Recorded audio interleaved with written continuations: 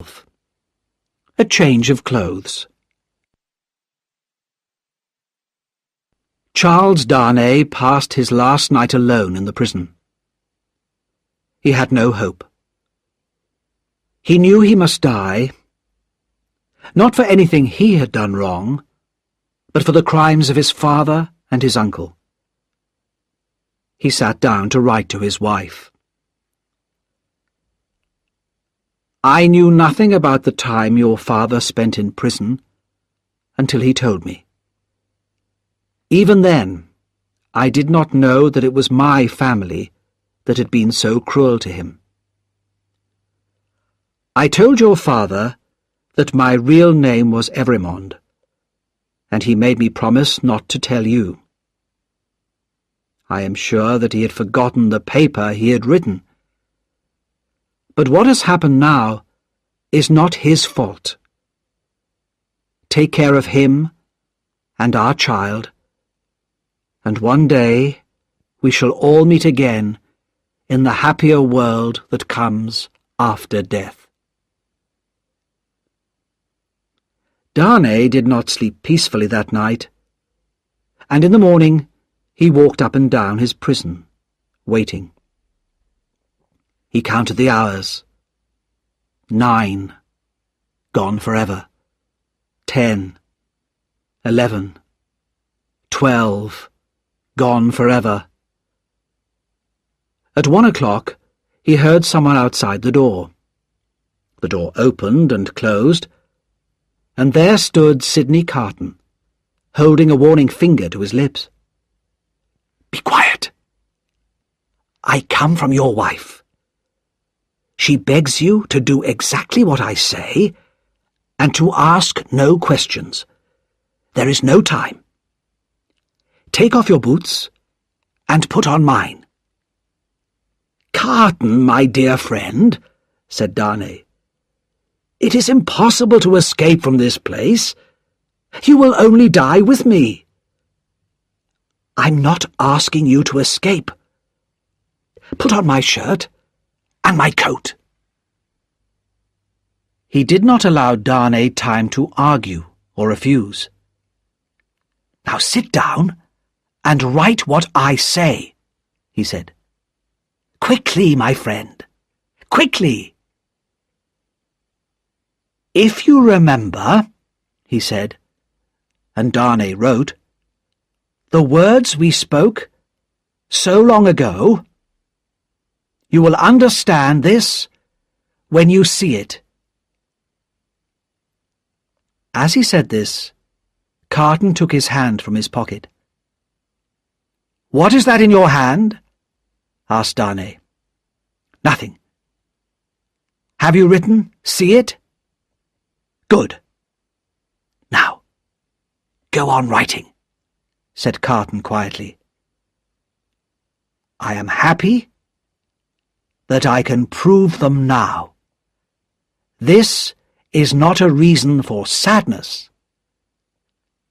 Carton's hand was close to Darnay's face, and he gently pressed a cloth against Darnay's nose and mouth. A minute later, Darnay lay unconscious on the ground. Carton quickly dressed himself in Darnay's clothes and pushed the note that Darnay had written inside Darnay's pocket. Then he went to the door and called softly, Come in now. The spy Barsad came in. Quick, help me, said Carton. You must help me to the coach. You? Asked the spy. Him, man! I've changed places with him. You can say that it was too much for him, saying his last goodbye to his friend. That happens quite often, I believe. Yes, often, replied Barsad. But do you promise to keep me out of danger? And go on with this plan to the end? The number must be right. 52 prisoners must die today. Have I not already promised to be true to the death? Hurry, man! Take him to Mr. Lorry, put him in the coach yourself, and tell Mr. Lorry to leave at once." Barsad called 2 men into the room, and told them to lift the unconscious man and carry him out. "The time is short, Evremond," said Barsad, in a warning voice. "I know it well," replied Carton. "Be careful with my friend, and leave me." The door closed, and Carton was left alone. He listened carefully, but there were only normal prison sounds. No shouts, no alarm bells. He waited calmly. Soon he heard the sound of doors opening. The door of his prison cell opened, and a man said, "Follow me, Evremond," and Carton followed him into a large, dark room. There were many people there, some standing, some sitting, some walking about, some crying. Most of them stood silent, looking at the ground. A young woman came up to him. She was thin and pale. "Citizen Evremond," she said, "I was with you in La Force." "True," he said softly, "but I forget what you were accused of." "I am innocent. What could a poor little thing like me do?" "I am not afraid to die, Citizen Evremond, but I have done nothing." Her sad smile as she said this touched Carton's heart. "They say that the revolution will do so much good for the poor people," said the girl. "How can my death help the poor? If it is true, I am willing to die, but I do not know how that can be." "I heard that you were set free, Citizen Evremond," she went on. "I hoped it was true." "It was, but I was taken again and condemned." "When we go from here, Citizen Evremond, will you let me hold your hand? I am not afraid, but I am little and weak, and it will help to make me brave." The young girl looked into his face, and he saw a sudden doubt come into her eyes, followed by surprise. He touched his lips with his finger. "Are you dying for him?" she whispered.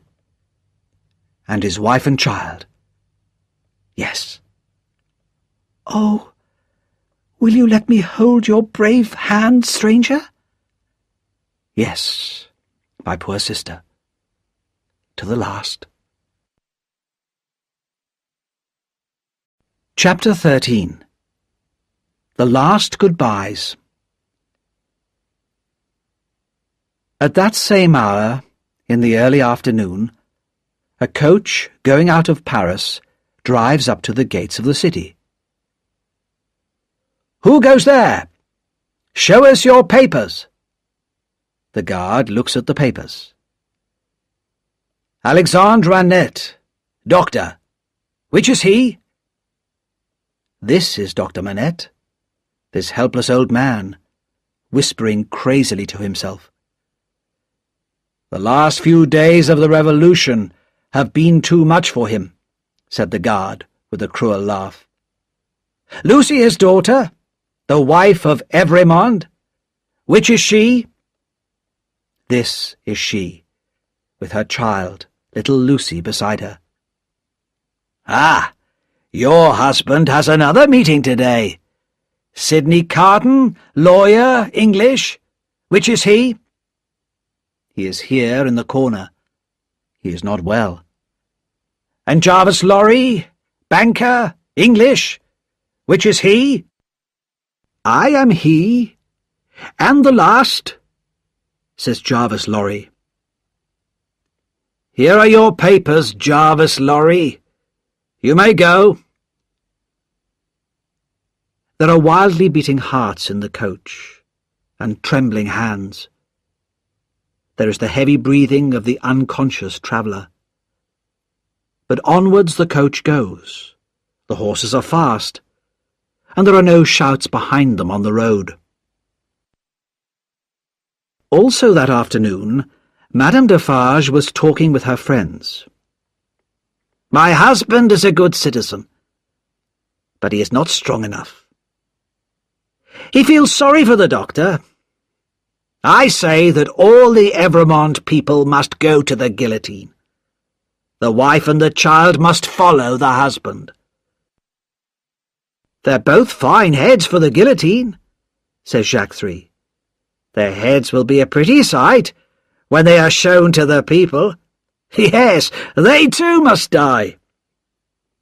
But I'm afraid that my husband may warn them and let them escape," Madame Defarge went on. "And I must do something myself. After the death of Evremond, at 3 this afternoon, we'll go to the tribunal and accuse them." The others agreed willingly. "No one must escape. More heads must fall. Lucy Manette will be at home now, waiting for the moment of her husband's death," said Madame Defarge. "I will go to her. She will say things against the revolution, and condemn herself. Here, take my knitting, and keep my usual seat near the guillotine." "Don't be late," said her friend. "To see the death of Evremond, I shall not be late," replied the cruel voice of Madame Defarge. There were many women in Paris at that time who hated the nobles and wanted to see them die. But of all these women, Madame Defarge was the one most feared. All her life she had been filled with hate. It was nothing to her that an innocent man was going to die because of his father's and his uncle's crimes. She wanted more. Hidden in her clothes were a gun and a sharp knife, and with her usual confident step, she began to walk to Dr. Manette's house. The house was not yet empty. Miss Pross and Jerry Cruncher were there, preparing to follow Mr. Lorry's coach. Mr. Lorry had decided that 2 coaches were better than 1. With fewer passengers, each coach would travel faster. But Miss Pross was still worried. A second coach leaving from the house might suggest an escape. "Mr. Cruncher," she said, "you must go and stop our coach coming here. Drive to the church instead, and I'll meet you there at 3 o'clock. Jerry hurried away. It was 2:20, and at once Miss Pross began to get herself ready to leave. She was washing her face when she suddenly looked up and saw a figure standing in the room. Madame Defarge looked at her coldly. "The wife of Evremond. Where is she?" Miss Pross quickly stood in front of the door to Lucy's room. "You're a cruel, dangerous woman, but you won't frighten me," she said, breathing hard. Each woman spoke in her own language, and neither understood the other's words. But Madame Defarge knew that Miss Pross was a true friend of the doctor's family, and Miss Pross knew that Madame Defarge was the family's enemy. "I wish to see the wife of Evremond. Go and tell her." "Do you hear me?" said Madame Defarge. She stared angrily at Miss Pross, but Miss Pross stared back just as angrily. "I am desperate," said Miss Pross. "I know that the longer I can keep you here, the greater hope there is for my darling girl. If you fight me, I'll fight back." Madame Defarge stepped forward and called loudly, "Citizen Doctor, Wife of Evremond? Answer me!" There was no answer, and Madame Defarge quickly opened 3 of the doors and saw that the rooms were empty. One door was still closed. "If they are not in that room, they are gone. But they can be followed and brought back." She went towards the door, but Miss Pross jumped forward and held her round the waist. Madame Defarge was used to the fighting in the streets and was strong. But love is stronger than hate, and Miss Pross did not let go. Madame Defarge tried to pull out her knife.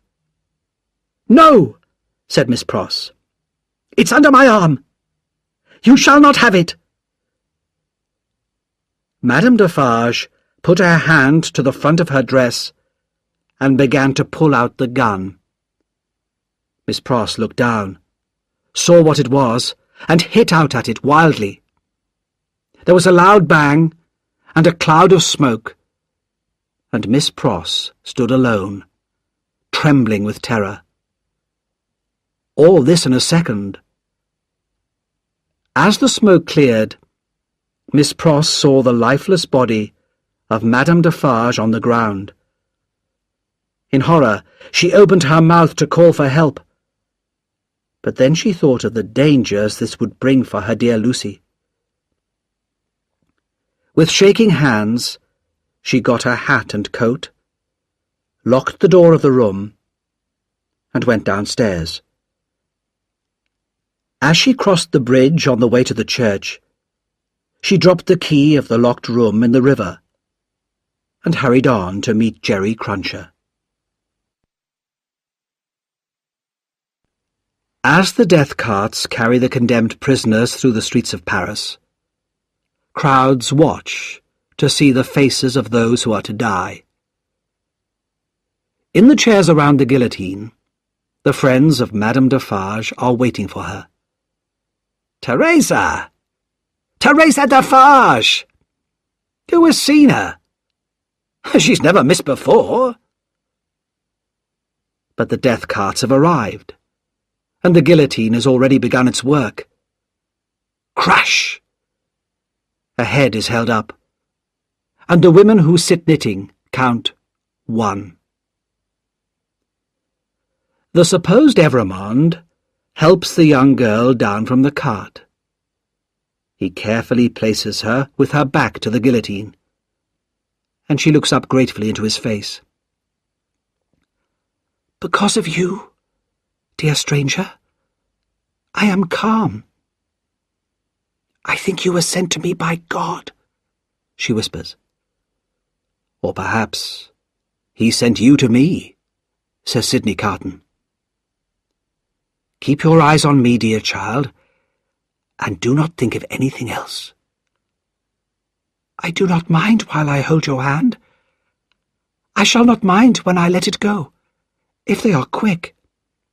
"They are quick, fear not." She kisses his lips. He kisses hers. Now the guillotine is waiting. The young girl goes next, before him. The women count 22, and Carton walks forward. 23. They said of him that it was the most peaceful face ever seen there. What passed through Sidney Carton's mind as he walked those last steps to his death? Perhaps he saw into the future. I see Barsad, Defarge, the judges, all dying under this terrible machine. I see a beautiful city being built in this terrible place. I see that new people will live here, in real freedom. I see the lives for whom I give my life, happy and peaceful in that England which I shall never see again. I see Lucy when she is old, crying for me on this day every year, and I know that she and her husband remember me until their deaths. I see their son, who has my name, now a man. I see him become a famous lawyer, and make my name famous by his work. I hear him tell his son my story. It is a far, far better thing that I do than I have ever done. It is a far, far better rest that I go to than I have ever known.